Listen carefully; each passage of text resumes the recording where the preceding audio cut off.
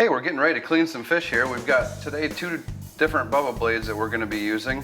The first one is the 12-inch flex and the second one is this 9-inch stiff blade. We're going to be using these to clean this lake trout to start, and so I'm going to get started right here. First thing we're going to do with this process is we're going to start by taking the skin, or pardon me, taking the flanks and side off this fish. So we're going to start right here. The fish for a right-hander will always be to your left. That way you always get a perfect cut when you flip the fish over. So what we do is we start that cut and we angle our blade slightly on an angle 45 degrees. That way that it'll push down on those rib bones and allow us to float those rib bones and not have those rib bones be part of our fillet. So as we're coming back towards the back of the fish, a little bit of down pressure. This Bubba blade does a heck of a job of cutting right through there very nicely.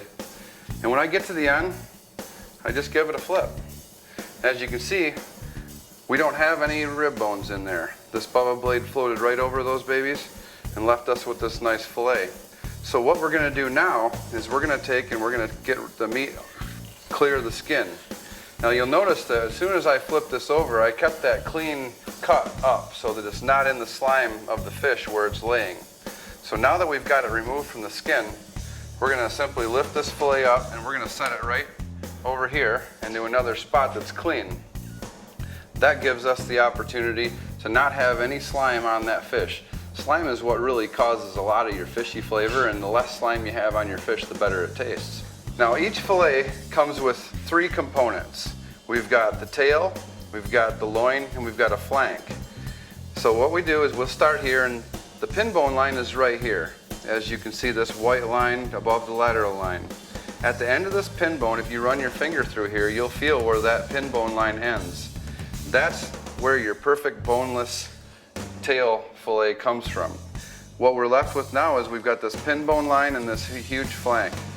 The way we're going to do this is we're going to start at this end of the fillet and we're going to pull the radius of the Bubba blade right through along the top of that pin bone line. If you see with my finger going through there, it's separated that and the pin bones are right along this edge. Generally, I'll come through here with the radius gently 3 times.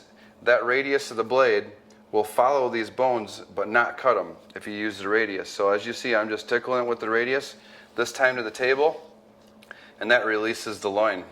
So that loin is now boneless, skinless, and ready to go. So what we're left with is a flank that has all the pin bones in it. And if you look very carefully, you can see they're all right in there, right along the edge.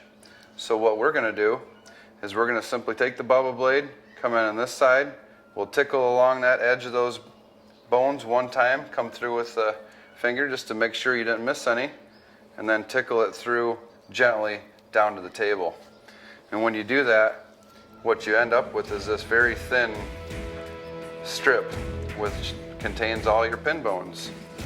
So now what we have is we've got a loin, a boneless flank, and a boneless tail section with no slime, and it's ready for your family. That 9-inch Bubba blade did a heck of a job on that, and I really like the way that these go through the fish. They're really sharp, and from an ergonomics perspective, you don't lose a grip on this handle at all. This is the finest handle that I've ever seen on a fillet knife.